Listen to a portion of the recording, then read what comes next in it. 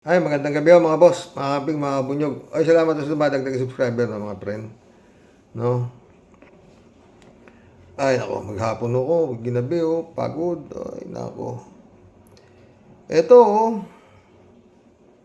kilos protesta. Impeach Sara. Huh? Versus PBBM versus Duterte et al. Representative Romualdez inisigaw sa EDSA. Kaya po, ano to?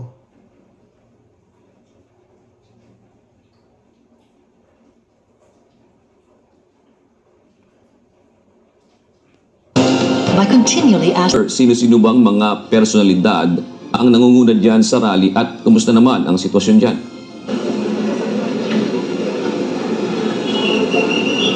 Magandang gabi naman, Jude.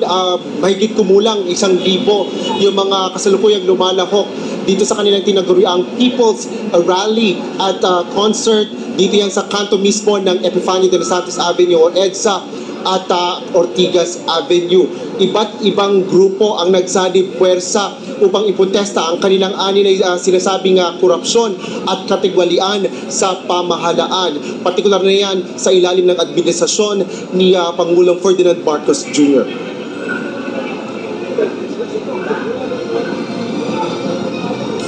Alas 7 pa lang ng umaga ay nagtipon-tipon na ang libo-libong tao sa EDSA People Power Monument. Unang nanawagan ng mga ito kaugnay ng mabagal na pag-aksyon ng House of Representatives sa mga inihaing impeachment complaint laban kay Vice President Sara Duterte. Panawagan ni Tindig Pilipinas Convener Sylvia Claudio, isa sa mga naghain ng impeachment complaint, dapat sumunod ang Kongreso sa konstitusyon at dinggin ang kanilang reklamo. Para sa ating Kongreso at sa yung mga paksyon-paksyon na mga makapangyarihan sa gobyerno at sa politika, wala ho kaming kinakampihan dito. Meron ho kaming criticism kay Vice President Sara. In fact, we think she should be impeached. And just because we did that doesn't mean we're for anybody else. Meron din ho kaming criticisms to others. Hindi ho kami pipigil.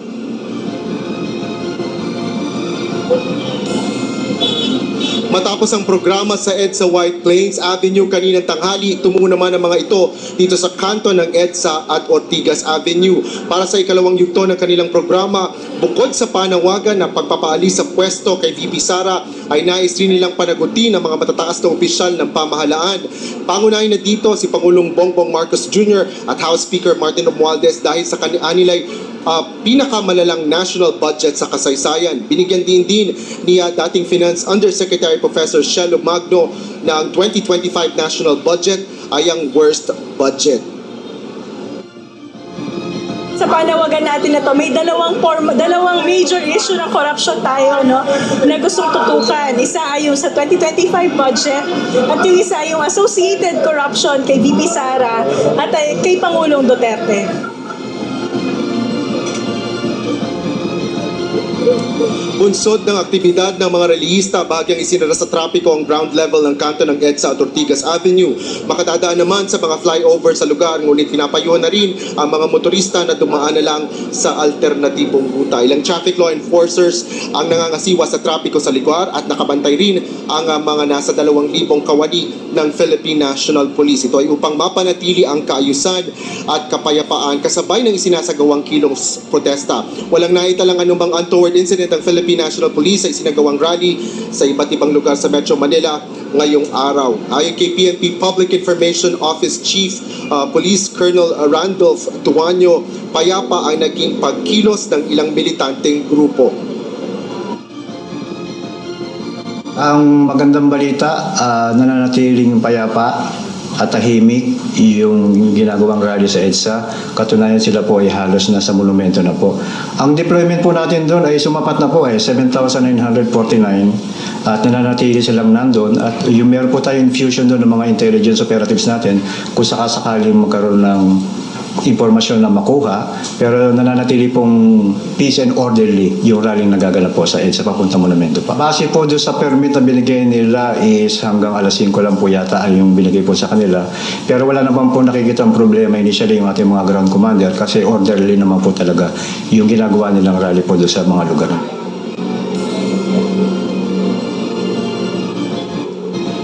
Kabilang sa pinaglalaban ng iba't ibang grupo ay ang impeachment complaint laban kay VP Sara Duterte at korupsyon sa gobyerno. June, nakatakdang magtapos ang programa dito sa EDSA Ortigas ng mga relista mamayang alas 8 ng gabi. Yan ang latest dito. Balik sa'yo, June. Kung alas 8 ng gabi matatapos yan, Oo. Tanong, may kapupuntahan ko kaya yung rally na yan? Yun lang yun, no? Sa kapal na mukha niya si Sara Duterte, paano may impeach niyan? Yun ang kaso sinampa dyan ng Lieutenant Colonel Dismiss lahat Walang lumusot Impeachment pa? Ha? Kita nyo kung gaano kabagal ang usad. Lawi. Hindi yun. Kung ako dyan, talagang ICC is the name of the game. Yun lang ang pag-asa dyan. Yun ang kongreso hindi mo maintindihan kung saan pupunta. Quadcom na yan, Quadcom. Oo. Ang bibi. Wala mga boss, pagod ako. Wala. Sa totoo lang. Yun na lang ang iimbestiga na lang yung catcher ng pera Yung nulas mo sa Kalachika biglang preno Yun ang pinaka climax. Dahil yun ang sumalo nung daang libo. Saan mo dinala? Yun ang tatanong na dun Sino, biglang, wala na. Diin ang pelikula sa Kongreso at ipinasa na nila ang investigasyon sa AFP. At ayon kay Chua, hindi na namin pakikialaman at internal investigation na yata at baka makagulo lang kami. Putik yan. Kaya galit na galit si Franz Castro Bakit mo ititigil andyan na tayo Wala. May gawa ba? Di ba? Asa ni NBI na nagpapatawag kay Sara Duterte na ginago lang yata NBI ni Sara Duterte, di ba? Hindi naman sinipot ni Sara Duterte NBI May paano pa sila, hintay nila dadating na si Sara, daming tao ron sa NBI, biglang walang dumating. Ala. Hanggang hindi napupugot yung ulo ng Davao wala yan. Oo. Wala talaga yan. Pero pag yung sabi nga sa gusto kong pugutan ng ulo, kung yun ang naulo natanggal, wala na. Sabog na yan. Wala talaga, wala. Pag hindi na-dispose o na-dispatcha sa ngayong panahon na to, yung mga Duterte na yan, sa politika, wala mangyayari dyan. Si Marcos pa nga pinapa-impeach, di ba? Dahil yung sa budget, dalawa yung rally. Isang against sa korupsyon at isang impeachment ni Sara, di ba? Ganun yan. Ang gulo, no? Sa totoo, mga friend. Ang gulo. Magmula kay Duterte. Ang problema dito sa kay Bongbong. Gumulo. Kay Duterte, walang ganyang gulo pati COA, wala. Imbestiga, di ba? Takot lahat sa kanya. Hanggang sa mga oras na to yata, di ba? Wala Malabo pa sa tinta ng pusik. Punta tayo dito. Ito po mga boso, 13 hours ago, rearrest of 6 accused in missing Sabongeros case due to strong evidence. January 31, 2025. Ngayon lang ito mga friend. Mukhang nagkakaroon ng konting liwanag kung ano at saan napunta at kung sino ang utak sa pagkawala nitong 34 na Sabongero. Pakinggan natin mga boss Ibalita lang kami, I understand na invalidate po ng CA yung pagbibigay ng bail sa mga security guard po na suspect sa pagkawala po ng mga sabungero, ano po? Anim ito. Oh, anim pa na nakapag-post ng 3 million. Anong next step po dito, Yusek? Ang next step niyan, Alvin, ay yung pag-file ng motion for the rearrest of the 6 accused. Dahil yan ang logical na resulta nung pag-invalidate ng Court of Appeals dun sa resolution or order ng lower court ng Regional Trial Court of Manila na pwede silang magpiyansa.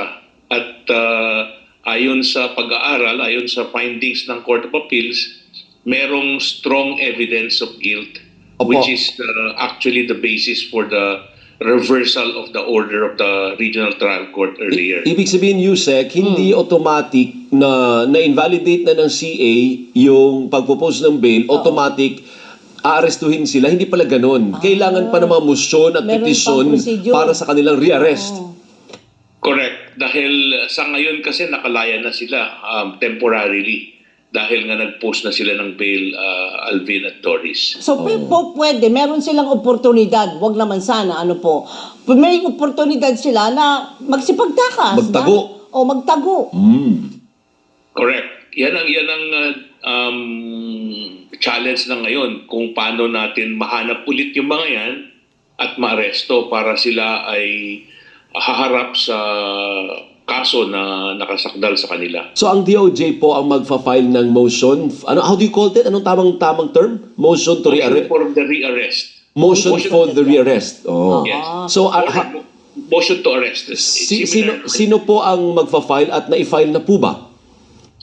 Ang magpa-file niyan would be yung prosecutor natin na nagpo-prosecute ng kaso. So sila yung mag-initiate niyan. I understand na yung mga trial prosecutors natin during the last hearing ay nag-manifest na orally for that for the issuance of a rearrest order, arrest warrant of arrest ulit ang i-issue.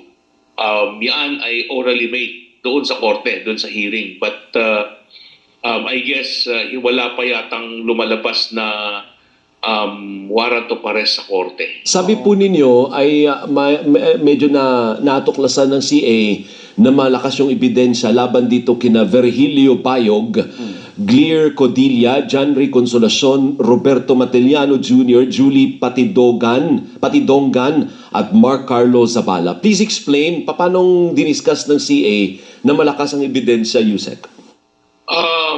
Nakita nila na merong sufficient evidence at ang ebidensya ay malakas na may nangyaring kidnapping at serious illegal detention. Sa kadahilanan, una, in-emphasize ng Court of Appeals na ang ginamit doon ay isang vehikulo, Kasi kinuha sila. No bail yun mga kaso na yun ng mga kapulisan Serious illegal detention saka kidnapping. No bail po yun Parang ganun yung nangyari kay Bong Navarro Diba? Sa Manila Arena at dinala kung saan man. At ang mga biktima ay nadala sa loob ng sasakyan. Ang naging issue isa dyan kasi ay sinabi ng lower court na parang voluntaryo naman daw na sumama sila at wala daw force. Iba naman ang pagtingin nung... Yun ang sabi ng lower court, Wala raw force at voluntaryong sumama.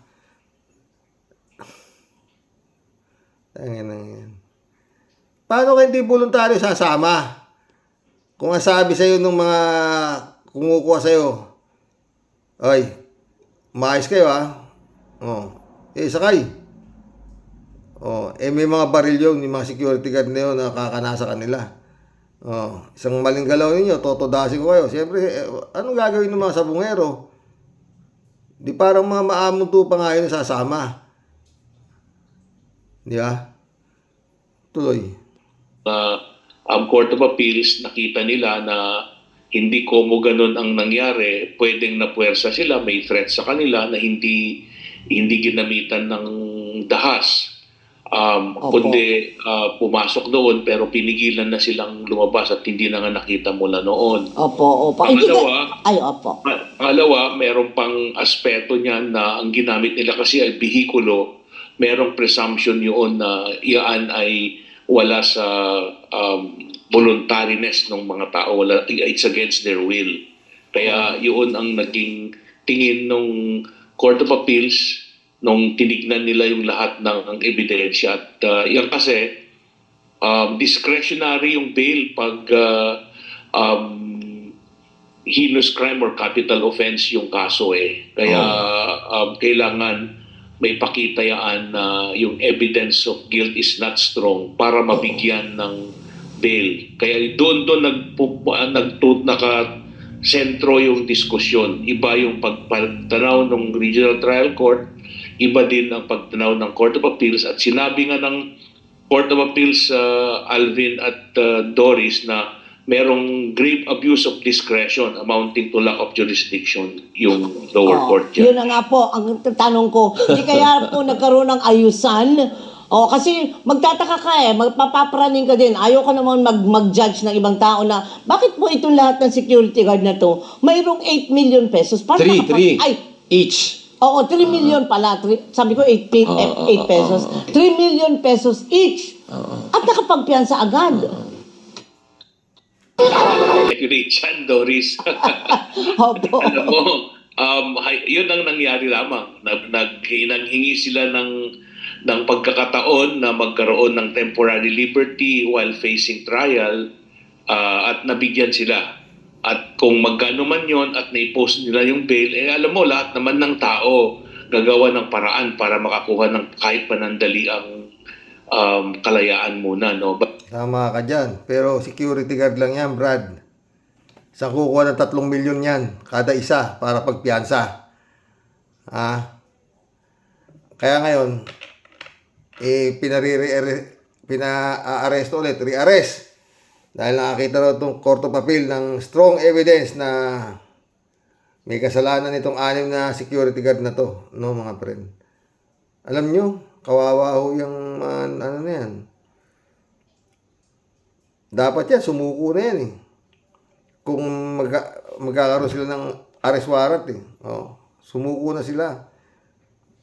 Baka sila pa mawala. No, but it's not for us to speculate sa ngayon kung paano. Alright. Opo. Paano ang pinagmulan? Anong pinagmulan anong punot dulo ba ng issue na yan? Ba't sila dinukot, partner? Oo. Would you know, Yusek, anong cause? What is the main issue there? Well, yun din ang isang bagay na naging punto ng diskusyon dyan eh. Kung bakit sila tinukot or bakit sila kinuha doon sa kidnapping. Hindi rin malinis kasi yung mga yan ay nagtatrabaho sila doon sa sabungan. Opo. So, hanggat meron kasing klarong pagkakataon na may pakita kung ano yung rason. Kasi nasa pag-iisip lang naman ng mga akusado yan eh kung bakit nila ginawa yun. Opo. Kung yan ba ay talagang konektado sa trabaho nila. Nag-research to si Camille. Sabi niya, mukhang tama nga ito pa. Mukhang game fixing ang issue dyan. Ganun. Allegedly. Oo. Na parang itong mga Kung sa bungero, mga boss, napagbintangan ho yung mga yan, na nanyonyope ng sultada, no? Yun ho yan, wala namang iba. Oo, nanyonyope. Ang pag-chope ho sa manok, matagal din ho ako nanabong eh. Oo. Pero ngayon nung nasa machine na ho, tataya, ayoko na. Masyado ng garapal, wala kang kapanapanalo na. Halos ngayon sa sabong wala na. Oo, hindi gaya nung araw na magandang sabong ngayon, hindi na. No? Para ka mga panyope. Mga friend. Yung tari po ng manok, ililihis nung nagtatari. Yun ho yun. Para ka mga panyope. Pero yan yung mga manyonyope ng mga ganyan. Pag nabuko ho yan, binubugbog. binubugbog. Pero napakahirap hong bukuhin yan. Hindi ho ganun kadali. Kasi kung minsan palo ng palo yung manok, ang gaganda na ipinapalo, hindi ho makamatay-matay. Pag maganda po ang kabit ng tare, alam po ito ng mga mamanabong, isang palo lang ho, pwede na pilay o patay agad yung manok. Pero yung pag hindi ho maganda ang pagkakabit ng tare, talagang katakot-takot na ipinapalo ng manok, hindi ho makamatay-matay. Tayo pa rin. Ganun ho yung chope na sinasabi. Or other way around, hindi nakakondisyon yung manok. Kumbaga sa lupoy yung manok. Mahina. Hindi talaga makondisyon. Ganun ho ang mga pang-chope ho dyan. Oo. No? Alam ko yan, matagal ho ako dyan. Ang kawawa po niyan, mga friend, no? Kasi yun hong hindi ho, walang kaalam-alam dyan. Yun hong mga taga-bit-bit lang ng manok. Kasi po yung manok na yan, nakalagay po yan sa lalagyan ng manok, nandun ho yung mga panabong o nakalagay ho yan sa karton, ganun. Tapos ho yan, kukulong ho yan. Pag lalo derby, kukulong po yung mga manok na yan. Pag sinabing 5-cock derby, 5 manok po yung ilalaban. 3-cock derby, 3 manok yung ilalaban. 2-cock derby, 2 manok. Meron ho yung mga kanya-kanyang cock house na sinasabi, nandun po sila. May nagbabantay na naman po dyan. Kasi nga po, baka mapitikan ng lason yung manok. O ganon, yun ho mga nagbabantay ng cock house. Yun ho, walang kamalay-malay po yan. Tsaka yun ho mga karamihan na may nagbabantay ng cock house, sila po yung taga-bitbit ng manok. Yung pong mga yon, Diyos ko, nagpupuyat po yan. Kung minsan po, inuumaga yung sabong na yan, o lalo na pag mga big time derby po na sinasabi, naghahari muna po yung mga bata na yan. Kung mananalo yung kanilang amo, meron ho silang balato. Ngayon, kung matatalo, sama sila sa talo. Wala ho, puyat ang inabot nila. Yun ho yan. Tapos ngayon, patay pa, abot. Yan ho mga nawawalan sa bungero na yan, wala na hong kapag-apag-asa yan. Kaya lang nga ho, yun, dapat hong mangyari dyan, malaman kung sino ho talaga. Imposible po, Senior West, yan ho mga gwardiya na yan na walang alam. Meron ho yan. Kung sino nag-utos dyan, hindi naman ho mga siraulo yan para dukutin yung mga sabungero. Sumunod lang po yan sa utos nung kanilang amo. Sino ho ka ba amo ng mga yan? Security guard nga ho ng sabungan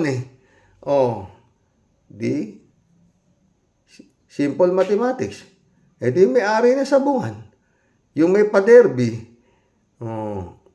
Yun ho yan, wala na. Hindi na ho maraming usap yan Kaya lang ito, nagtataka ko, ang daming usap. Dininig pa ho ito sa Senado. Pinatawag si Atong Ang, maraming wala ho nangyari. Yun. Ang nasabit, yung 6 na gwardiya, sila ho nakasuhan. Pero yung mga ulo, wala. Mantakin mo, nung nakasuhan yan, di warrant of arrest, no bail. Kasi nga, kidnapping, tsaka serious illegal detention. Nag-file ng motion for reconsideration. Yun nga, napayagang mag-bail. Mantakin, makaliit naman ang bail. 3 milyon isa. 18 milyon. Labas sila lahat na 6. Ngayon, asa na yung 6? Kaya tanong ni Doris Bigonya, baka tumakas na o saan pumunta na. Okay, sabi naman itong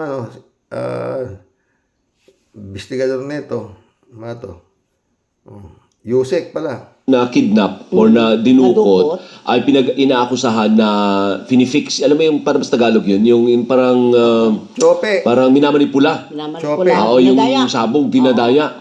Kaya sila dinukot. Pero ano ngayon ang silbi ng desisyon po ng CA Yusek kung hindi naman natin makita at nagtago na ang mga gwardyang ito? Ang silbi niyan ay lahat sila ay magiging fugitive from justice. Yan ay pwede silang arestuhin kahit saan man ng lahat ng law enforcement agency. At kung sila ay umalis ng bansa kung saan man, no, pwede din nating hingin ngayon ng tulong yung Interpol.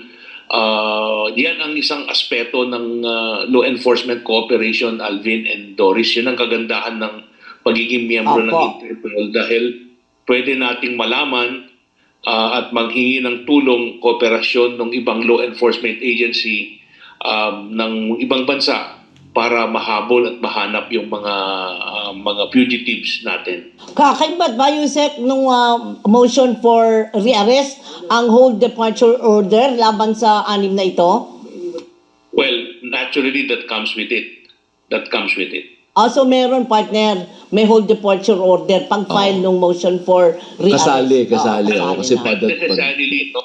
Ang tagal na po niyan, ilang taon na ho yan. Kawawa ho yung mga magulang, asawa ng mga sabungero na yan. Hindi naman ho lahat yan, sabungero. Yun nga ho, iba dyan. Boy lang po sila, taga-bitbit lang ho sila ng manok.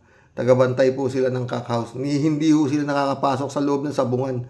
Nandun lang sila sa labas at binabantayan. Dahil pag may nangyari doon sa manok, mananagot sila doon sa kanilang boss. Yan po yan. Alam ko po yan, matagal akong naglaro ng sabong na yan. Pero ngayon lang ho nangyari yan. Siguro sa buong istorya. 34 sabungero na walang parang bula. Walang investigasyon, walang hunahuli yung security guard nung sabungan. Wala silang napiga kung sino nag-utos sa kanila para gawin yan. Kabaliwan mo yan. Tatanungin lang nila yan eh. Sino nag-utos sa inyo para kunin ninyo itong mga sabungero na ito at isakay ninyo sa... Hawak na nila oh. Pinawalan pa nila. O ngayon, hahanapin na naman nila. Parang bantag. Ganun lang yan. Ay nako. Magkulab na po tayo mga friend. Ang lang ho ng mga magulang nitong mga nawawalan sabungero na to, dasal na lang po sila na sana nga bigyan diin ng gobyerno ang paghahanap dito sa 6 na security guard. Security guard tayo. Piyasa 3 milyon. Utik yan. 3 milyon isa, meron silang 3 milyon. Tongo yan. Kung may 3 milyon, ba't ako magsi-security guard? Gago. Ewan. Sana totoo yan. Baka isa na naman yan gagamitin para panggulo lang dito sa nangyayaring pang dagdag ba sakit ng ulo dito sa kung ano-anong lumalabas na kaguluhan dito sa Duterte Marcos na to. Kalat ni Baya, shout out.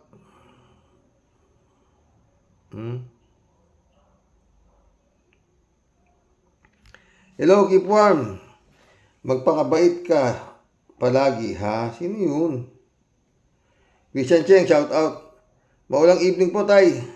Tay Rox, pinagagagago lang laang ang survey firm na yan. Ang kanilang sarili. Pinagagagago lang ng survey firm na yan ang kanilang sarili at ang sarili din ng mga kuno. Sinusurvey nila. Totoo, ganun lang yan eh. 3J Shop, shout out. Natural, the price is right. Why not coconut? O, diba? 3J Christian Ching ulit oh. Yung SWS na yan, may integrity at dignity. Paho ba yan? Wala naman ng credibility yan. Ang pinangunguna ng mga bayad na survey firm na yan, yung mga bilyones, yung may bilyones, o, diba? Michelle, Edwin, my friend, Mike, shout out. Joey Tobilea, shout out. S. Makise, shout out. Good evening po, sir. Long time mo si S. Makise. Sir Rox, at sa lahat na nakikinig, nanonood sa vlog mo, Sir Rox. Ano ba yan? Number 3 pa. Yan si Lapid at nangunguna pa ang mga tulpo, OMG. Talagang OMG yan. S. Makise. Talaga, ewan ko na kung paano gagawin dyan. Kaya sabi ng kaibigan ko na sa Canada, paano kaya maayos ang may pag-asa pa kaya ang Pilipinas? Ang sagot niya yan, meron. Hulugan mo ng atomic bomb, yung patay lahat, pati mga para may panibago ulit na yun ang sabi. Sobra ka naman, wala talagang yan, yun na lang yan eh. Yung mga dynasty na yun, hindi naman kaya tibagin yan eh. Oo, di ba? Si Pinoy nga, hindi niya natibag eh. Oo, di ba? Ay, nako Lord. Antok na antok ako mga. Oscar Asoro, shout out. Tanong, ano na ba nangyari sa mga Pilipino? Kakahiya sa buong mundo. Biro mo, sa survey, pasok ang mga Pacquiao, Bom Tarat-Tarat, Bonggoy, Ipe, Revilla, Tulfo, Villar. Palitan nyo naman mga bago, mga matalino at lawyer. Kakatawa tayong mga Pinoy sa mundo. Bayad kasi mga survey na yan. Dapat abolish na yan eh. Matagal na. Poring Peña, shout out. Christian Cheng ulit, tay. Tanyo po tayo, Rox. Diyan sa pasurveys nila na yan, laging ang tulupong ang first honor. Samantalang sa totoong survey, ang top 1 si Senator Bam Aquino at ang top 2 Senator Kiko Pangilinan. Kaya bulaan talaga yung pasurvey sa Malacanang allies. May alam pa nga po ako, Tyrox, na pasurvey na naman po presidential sa 2028. At yun daw po ay if now gagawin presidential election, akalain ninyong ang number 1 sa nasabing utu-utu pang survey, yung presidente ng impyerno. Yun nga. At ang visit presidente naman daw, ang killer ng ama. Mantakin ninyo ang kahangalan yan. If di ba naman mga isa't kalahating syunga yan, pero yung pong pasurvey ng Duterte Paning, doon lang kanilang baluarte. Sabi ko na nga po doon sa comment ko. Natural, nangunguna sila ng dalawang berdugo. Baluarte nila yun eh. Takot ang mga nilalang doon. Pero alam nyo, Tyrox, di naman kaya lahat ng mga taga Davao, mga Duterte Paning, bayad nga rin kasi ang survey sa totoo. Tsaka mukhang, yan, pag nanalo pa sa Davao, hindi nabantayan ng Davao. Nagawa nila ang gusto nilang gawin, di ba? Lang yun. Lobrado Ludovico, shout out. Blessed morning po. Karox and to all warriors watching from Edmonton, Alberta, Canada. God bless po. Stay safe and healthy. Talagang magulo. Nakakahilo. Hi Pilipinas, anong nangyayari sa'yo? Sinabi mo pa. Marilo Pabianak, shout out. Good evening po tayo sa mga ka-warriors. Naku, naman. May pagbabago pa po tayo. Kung ganito nangunguna sa survey, lalo na magiging katawa-tawa ang Senado. May kabarkada na sige mo, ano pa? Maaasahan natin sa pagsulong ng bansa. God bless us po tayo sa mga warriors. Wala na, anong aasahan mo dyan? Ano kaya itsura ni Bom Tarat-Tarat pag naka-toga? Pag merong impeachment, silang magiging judges. Magsusuot yan ng toga. Ang putik yan. Mga itim, nakakala mo talaga mga yung suot ng mga judges. Ganon ang suot ng mga yan. Diyos Mariose. Si Kimo, nakapagsuot ka na ba ng ganon, Kimo? Hindi pa yata. Ngayon pa lang, no? Si Kimo. Si Leto Lapid. Manny Pacquiao. Tulfo. Sus Mariose.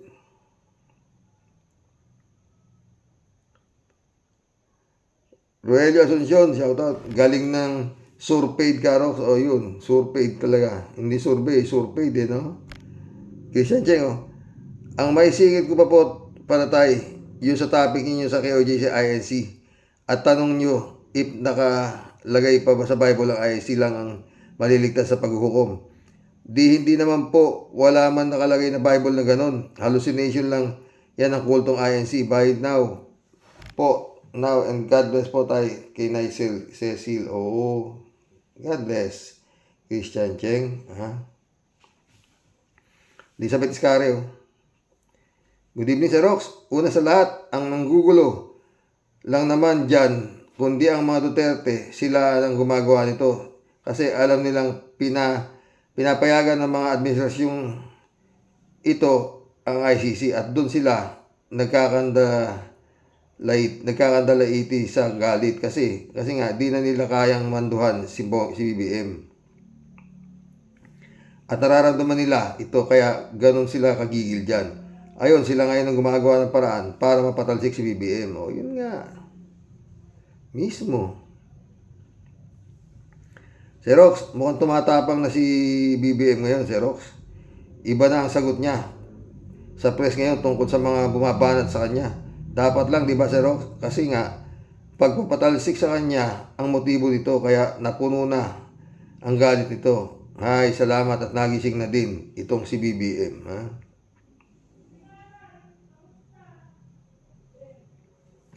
Federico Mandaco, sabi nga ng Comelec, susuriin daw nila yung mga survey na yan at baka nagagamit lang para sa mind conditioning ng mga botante. Kailangan pa masuriin yan, maliwanag pa naman sa sikat ng araw na yung mga survey na yan ginagawa para may mapaburan na kandidato o opisyal ng gobyerno. Tignan nyo nga si Sara, sa kainitan ng investigasyon ng confidential fund noon ay namamayagpag pa din, mataas pa din ang kay PBBM. Kaya nakakaduda yung survey firm, dapat ipahinto yan para patas ang lahat ng kandidato. Totoo. Kahit sa social media, ipagbawal yan para excited ang tao sa pag-aabang kung sinong mananalo. Hindi yung wala pang eleksyon, may nanalo na. Totoo. At pag natalo yung sikat na siguradong protesta, kabi-kabila. Yun nga, yun eh. Dalawa nga lang Federico dito sa Pilipinas. Pag natalo, nadaya. Pag nanalo, nandaya. Puta na. Ay. David Allen Mendoza, shout out Karox, goodbye Philippines na po talaga. Diyan sa SWS survey na yan. Hi Pilipinas, ang hirap mo talagang mahalin. Wala. Okay na. David Allen Mendoza ulit, Karox. Yung matitinong kandidato, wala ng survey. Wala sa survey, mabuti pa. At wala si FLM, IPE, Tibo, at Kibbs. Hindi mo alam yan. DJ Show po. Kapag si Kibbs nakalusot sa Senado, sige si Xerox, pahayag na akong mag-iba ka ng content.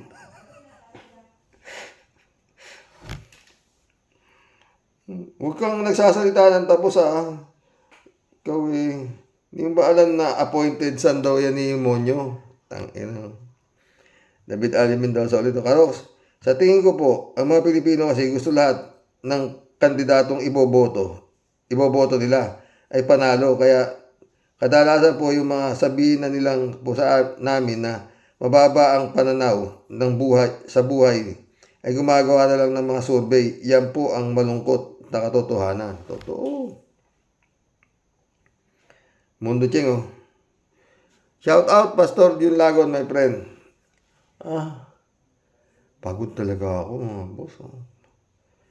Jeff Ramos nak, shout out Mundo Cheng, sa lahat ng mga kababayan ko, wag na wag ninyong paniniwalaan ang lahat ng survey. Iboto ninyo kung sino ang napupusuan o gusto ninyo dahil yan ang survey na yan ay fake at pinagagana lang ng pera. Totoo yan, mundo. Mundo ulit Pare, wala naman mga bobo at tanga sa Pinas kundi dala-dala. Dala-dala lang ng mga kahirapan. Kaya kumakapit sa maling politiko at magnanakaw. Pagkapera ang umiral, tapos ang bayan. Sinabi mo pa, mundo. Friend. PBBM John Dimango, shout out my friend. PBBM, akala ng lahat na isalba mo. PBBM, akala ng lahat na isalba mo na sa kahihiyan itong ating bansa sa mga Duterte. Malaking kamalian pala. Lalo mo lang inilublob mo sa kahihiyan ang ating bayan, ang ating bansa. Sa buong mundo, sapat lang na naging Pilipino ka dahil lang sa iyong pansariling interes, hindi sa bayan. Na mabawi ang lahat ng ari-arian hanggang sa US at Pinas. Pero sa bayan, wala kang pakialam. Leche ka, PBBM ka. Mahina ulo ni mundo. Kay Bongbong.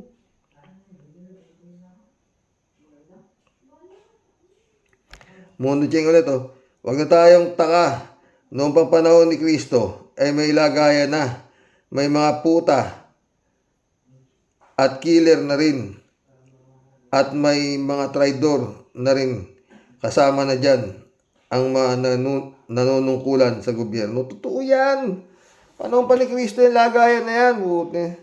Kaya nga, diba, pinapili ang tao kung sinong palalayain, kung ito si Barabas o ang Kristo. Aba, nagkalagayan. Free Barabas. Nagtataka ngayon si Pilato. Sabi Pilato, gusto niyong si Barabas na mamamatay tao, palalayain ko. Ito, walang kasalanan. Wala, tuloy-tuloy yung mga bugok. Parang dito rin nangyari. Maski sabihin mo, demonyo yung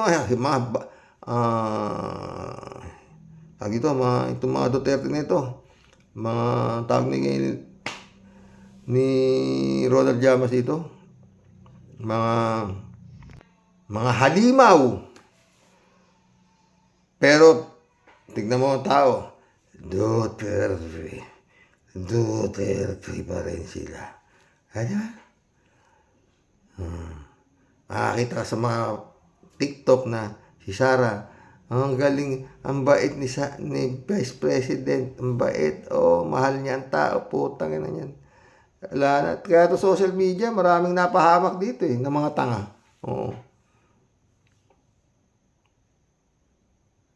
Tama si mundo eh. Chris Jack Nino. Welcome to the club, Chris Jack Nino. Ang totoo, mga Duterte ang may pakana dahil gusto nila mapalitan ng presidente para makaiwas sila sa mga kaso nila. Sino ba ang magulo, mga gahaman sa kapangyarihan? Totoo yan, Chris. Faith and trust, shout out. Xerox, huwag maniwala sa mga survey na yan. Wala akong tiwala sa mga survey yan. At pang-inganyo nila yan sa putante. Ang tama po ay sa eleksyon kahit isa lang iboto. Basta maayos ang layunin kaysa sa mga halimaw, animal na mga kakandidato. Totoo yan, faith and trust.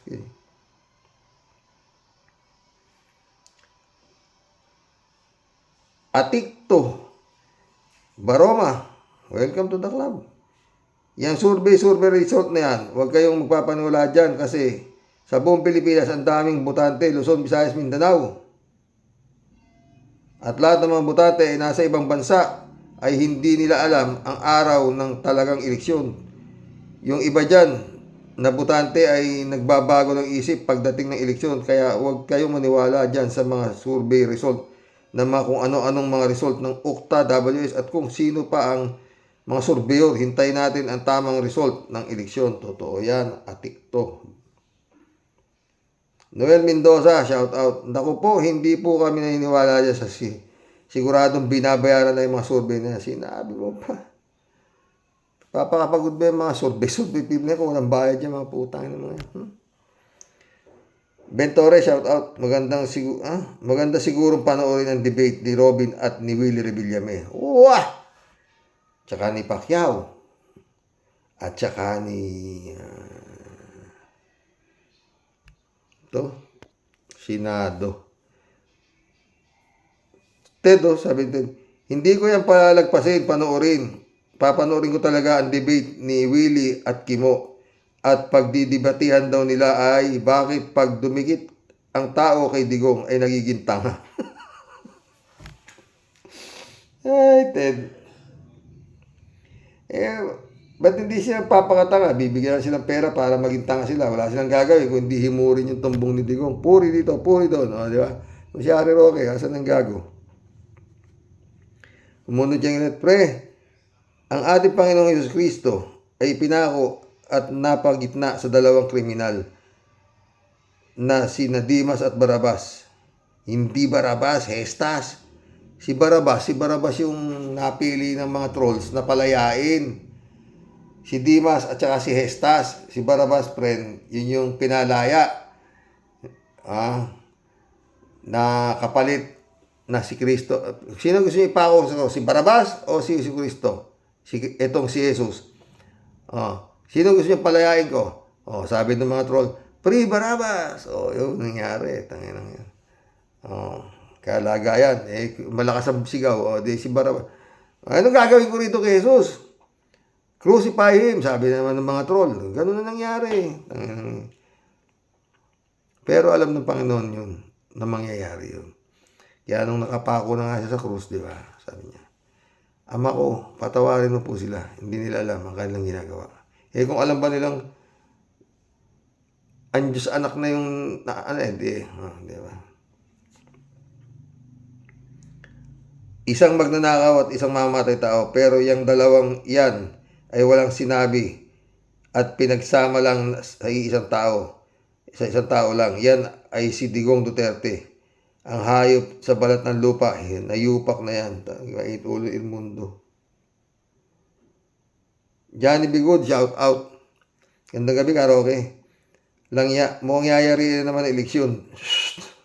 Nung nakarang eleksyon, ganyan din ang nangyari. Mga fake surveys. Tapos, nagkatotoo nga. Sa palagay ko lang. Baka itong mga survey na at sa totoong eleksyon ay kontrolado ng China, kaya siguro dumidikit itong mga Duterte sa China dahil meron silang magic machinery. Miyembro siguro si Digong ng Chinese Mafia, kaya nagagawa nila ang lahat ang imposible. Totoo yan, Johnny.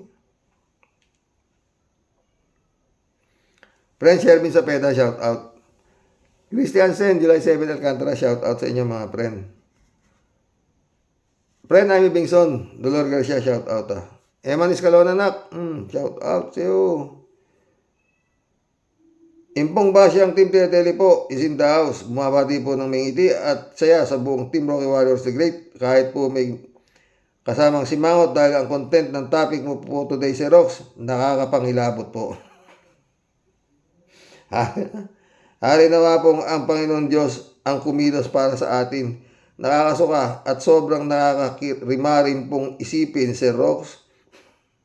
Kung ang Senado po natin, madadagdagan na naman po ng line-ups na puro mga walang silbi at grabe pong kakakapal na mga muwa sa pagmimithi na maging senador ang mga pinutukan po ng lintik. Na alam naman po nila, ang linya po nila magpatawa o kaya makipagbarilan at mga eksena. Hoy, mga kurimaw na pisting yawa, mano nga kayo magsitino. Puro mga pansarili nyo lang ang interes na inaatupag ninyo. Alam nyo naman ang mga hidden agenda ninyo. Kaya kayo pilit na sumisiksik na papasok ang Senado. Aber, bumtarat-tarat. Sige nga, bigyan mo kami ng sample kung anong gagawin mo pag naging senador ka na. Aber, sige nga. Tinanong na sa kanya, Tia Deli. Saka na lang daw niya sasabihin pag nanalo na siya. Tinanong yan. Kung sakaling, ano ba ang gagawin mo kung maging senador ka? Saka ako na sasabihin pag nanalo na ako. Sa ngayon, yun ang yung paano ko manalo. Kala mo Pag nagbigay ka ba ng jacket, masosolve na ang problema ng bansa? No, hindi na sila giginawin. Para sa iyo, para nyo ng awa sa mga kababayan natin, ipaubaya ninyo sa pag-isenador sa may alam sa batas at may tamang pinag-aralan. Grabe na itong pinagtatawanan ng buong mundo dahil sa ating mga sangdamukan na kapalpakan. Tas eto, daming bugok, nakalinya para maging senador. Ay nako, mahabagin langit. Lipunin mo na po sana ang masasamang elemento na pilit pong gustong maging bayani. Bayani po ng mga dakilang tanga at uto-uto. Mga buwisit, mga ka-warriors, muli po ay pasensyahan nyo na po itong Tia Deli. Ito po sana ang dahilan bakit po naglelo na po. Di ko po mapigilan ng di bumanat. At makibanat sa malupit pong ganap, ako po ay lalayas muna bago magalit ang aking mga kawalan sa inyo pong lahat. Tunay pong nagmamahal ang Gabriela silang po ng Cavite. Cavite.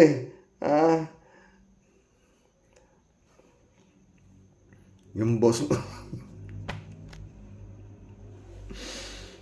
Ay nako, Cavite. Yung boss nyo doon, tak ng pating, oo. Tia Delica. Si Rebilla. Diyos ko, patay.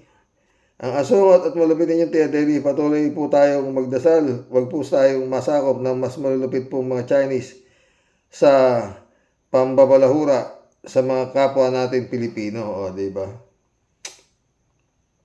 Ewan. Ruben Dolor, shout out. Takot, walang yang balls mga senatong, congressman. Noon digong nyo, diba? Shirley Jaser, shout out Hello po, Karox. Session na po ngayon. Lang nakapag-comment. Na busy po kasi. Pero pinanood ko pong lahat ang mga vlog ninyo. Nang ilang araw, Karox. Busy ka ba, Shirley? Shirley ulit. Basta bahala na si God sa 2025 election. Sana wag nang manalo ang mga datihang trapo, politiko. Buti, humahabol pa. Karok si former Senator Kiko Pangilinan. Totoo nga, butik yan. Takay mo, puta. Napakatalinong abogado, puta. Nasa bugaw. Puta, kinagyan. Yan mo makikita mga pren no? Talagang nangingibabaw pa rin ang katangahan. Sa survey, Di kaya nahiya itong mga nagpapalabas ng mga ganitong survey. Puta yan. Patrick Gomez, shout out. Marami kasing mangmang na botante. Totoo. Nathaniel Kakal, shout out. Bubotante pa rin ang maraming Pilipino. Sinabi mo pa, Nathaniel. Rodelia Alpilor, shout out Sana si Rox malampasan ni Kiko. Walang kwenta ang mga DDS na yan, sir. Ingat po and God bless us po. God bless, Rodelia. Placido Silva, shout out. Pag hindi nagbago ang kabubuhan ng mga bobotante sa pagpili ng mamumuno sa ating bansa, wala ng pag-asenso ang ating bansa. Puro mang botante sa Pinas. Totoo yan, Placido Silva. 3J Shop ulit to. Hello, Sir Rox. Friend tayo, di ba? Oo naman. Kaya naman nagsasabi lang ako ng totoo nasa loob ko. Ginagalang ko naman ang iyong paniniwala tungkol sa Panginoon Diyos. I know you love God so much. Oo naman. But I can't let this pass. Sinabi mong dahil kay Judas, kaya napako sa krus o namatay si Jesus sa krus. No, sir. Namatay si Jesus dahil sa inyo, dahil sa iyo, dahil sa akin, dahil sa mahal natin sa buhay. Sa mga taong gustong makilala parang totoo ang Panginoong Jesus, namatay siya dahil sa ating mga kasalanan. Hindi dahil sa pinagkalulusian ni Judas. Hypothetically, even if Judas changed his mind, merong magtataksil kay Jesus. Choose ni Judas ang ginawa niya. Just like all of us, we have choices in life. Some of us choose to wrong choice.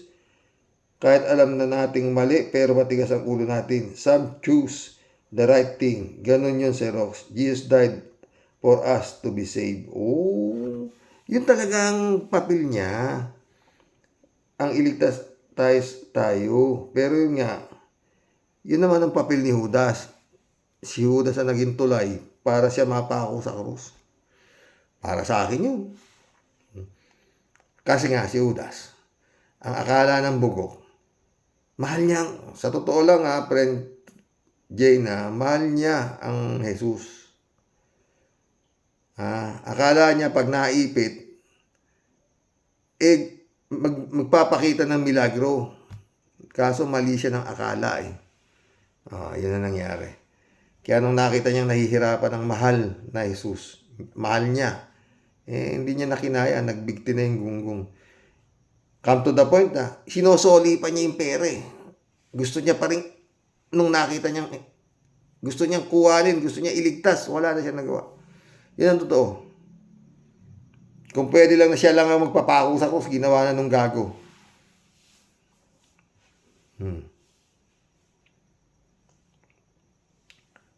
Rox, yung survey, maniniwala lang ako kung ang survey nila mga estudyante. Yan, tama ka dyan, 3J Shop ka. Mga nasa palengke, tindera, mamimili, mga teacher. Namimili nga teacher. Magsasaka kung ang isusurvey nila mga kapanalig din nila walang kwentang survey na yan. Totoo yan. 3J Shop ulit to. Xerox, kung ang isusurvey nila mga DDS at mga binabayaran may chance na madagdagan ang kimo sa Senado ng 3 pang walang alam. Si Bumtarat-tarat, walang plataforma. Siya mismo nagsabi, iboto daw muna siya bago siya mag-isip ng plataforma niya. Nakakatakot. Higit pa itong si Kimo kapag nagkataon si Ipe nanangkupo.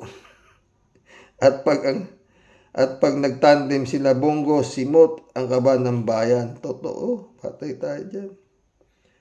Lorna Bele, shout out Good luck sa Pilipinas sa bagong labas na survey. SW survey. Kalat niyo.